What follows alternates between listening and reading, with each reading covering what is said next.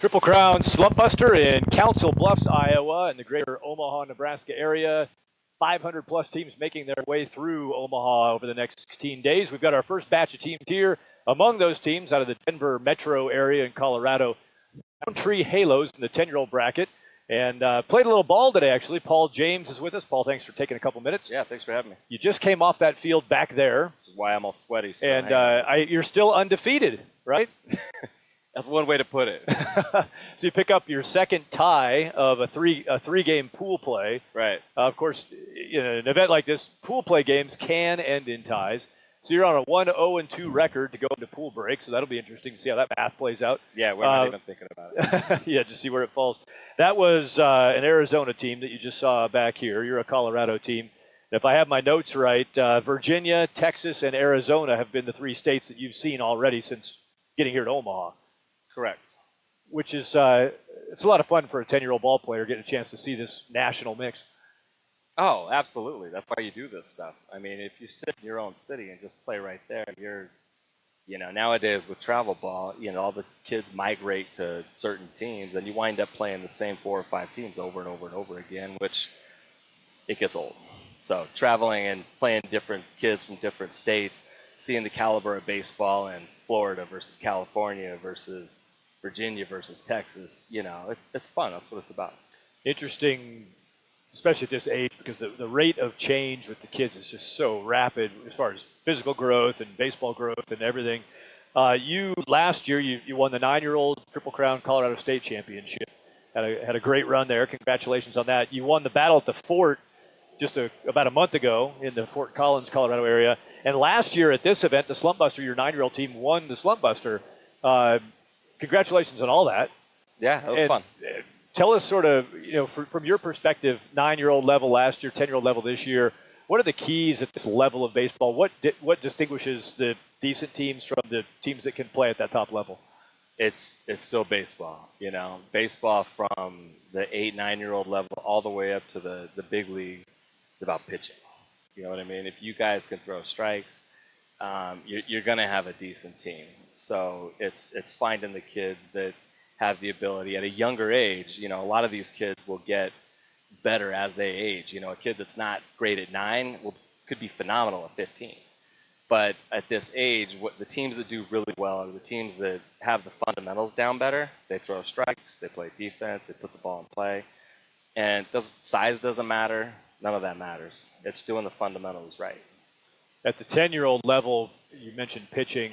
What are your guys throwing right now? What are go-to pitches for a 10-year-old pitcher? So this year, it's been interesting because it's a little different from the 9-year-old year. The 9-year-old season, it was really just about trying to make sure they hit the zone, throw more strikes. 10s, you still do that, but now's when the change of speeds comes into play. So the teams that are really successful at 10s are the teams that have the pitchers that are able to mix up the speeds and still throw strikes. So, that's kind of the key with the 10-year-olds. I mean, compared to the 9-year-olds, it's a big difference. And what kind of speed change are you using? Circle changes, you using? Whatever their little hand can grip. Yeah. When I coached the little guys, 9 and 10-year-old, we actually had about 3 kids who could throw a knuckleball. We taught them the knuckleball. And they could make it dance just a little. I mean, it wasn't, especially in Colorado, you don't get a lot of dance. Somewhere like this with humidity, you get more dance out of that. But we had kids who were able to throw a knuckleball at 9 and 10, which is, they have a blast doing it.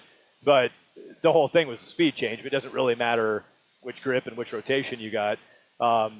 It's amazing to watch how a young kid, when that light bulb goes on, and they start to realize that it's not always throwing hard. Correct. Because making the glove pop and dust go everywhere is pretty cool.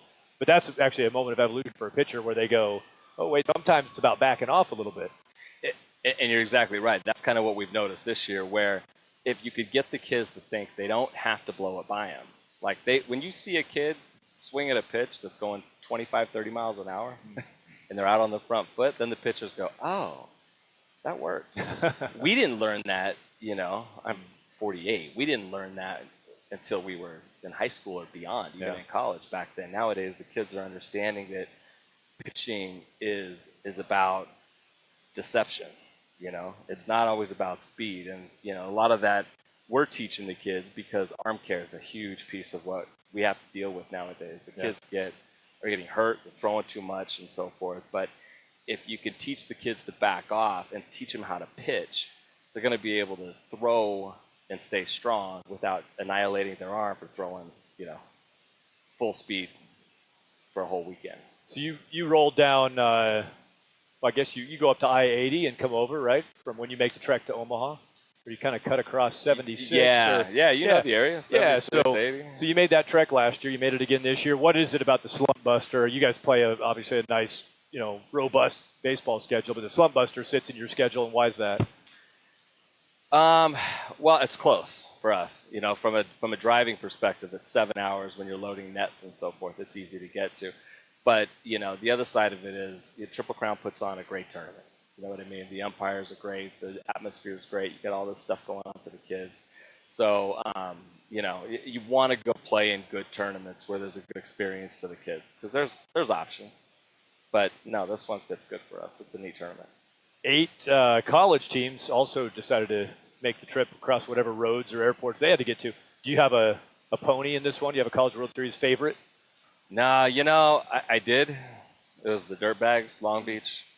They didn't make it. Fullerton got them. Yeah, that was disappointing. So you were hoping they were going to make the we were hoping. What I want to hear about your coaching staff just a little bit. And I know one of your coaches actually toiled a little at Triple Crown Sports. He worked for me back in 2000 or 2001. Dan Wesolowski was like a summer seasonal guy for us. But tell us about the coaching staff on the Halos. So our philosophy is a little different.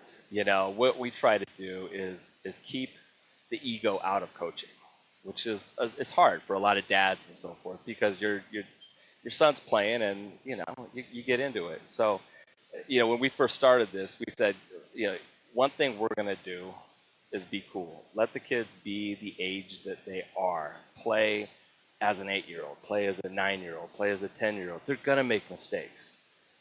Don't get on it for physical errors. Big leaguers make physical errors. You teach them the game, let them have fun, make sure they enjoy the game a little more every year so they stay in it. I read somewhere that the biggest problem with baseball and kids these days, and the major leagues trying to build it up, is kids are dropping out because there's too much pressure. There's a lot of baseball. So if you coaches just remember to keep it fun. Let them grow into their bodies. Let them grow into their brains. Teach them the game, without getting so caught up in first place, winning. Make it about the game and the kids and take a step back once in a while so, you can reflect on how you're coaching them. Making sure that they're enjoying it and they're not agonizing over going to practice or, going, I'm done. I don't want to play anymore. Make it fun. So that was a philosophy we had early on, and we still have it, and that's the way we approach it. So letting the kids have fun, we should probably call ahead and warn the hotel that the swimming pool's about to get they're there right now. They're already, okay, it's too late. It's happened. I also noticed a bunch of your guys after your last game bat shopping over here, and you made reference to the kind of the carnival area out here, the vendor row area. Right. They were hitting that bat vendor pretty hard. Yeah, bats have been interesting the last few years. I think all the parents were sitting here looking at our bank statements going, all right, what's the next bat we use here? So bats are always an interesting topic. Yeah, you got the Mizuno tent over here, and it's pretty fun for the kids to come off the field, get a chance to sort of poke around doing that. They know they got the pool coming up, and you've got good baseball in front of you now. You started yesterday. This is really a 5-day bracket for the invite only. So you start on Wednesday and Thursday, play 3 pool play games. Then you get into that elimination bracket. How will you approach the next couple of days? I love that you said that we're having fun. We're trying to maintain perspective here. But you're obviously a successful team, too, on the field, and that doesn't come without some work and some focus and a little bit of competition. What do you hope to see in the next couple of days from your guys? Again, it kind of goes back to that. What I noticed about the kids, if you stay loose, you keep the kids loose, they play better.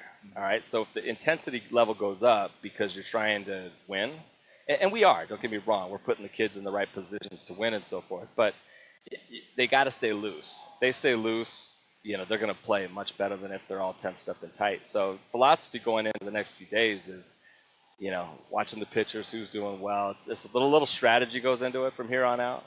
But, no, love these long tournaments. You just got to be careful with your pitching and, know what you're doing. So Slumpbuster's that's going on right now. That's a big part of your year. What else do you guys have on the schedule for your 10-year-old season? 10-year-old season, we have the state tournaments coming up, and then we're actually headed to your Triple Crown World Series in Ventura. That's in late July. Okay, good. And you're a California guy, right?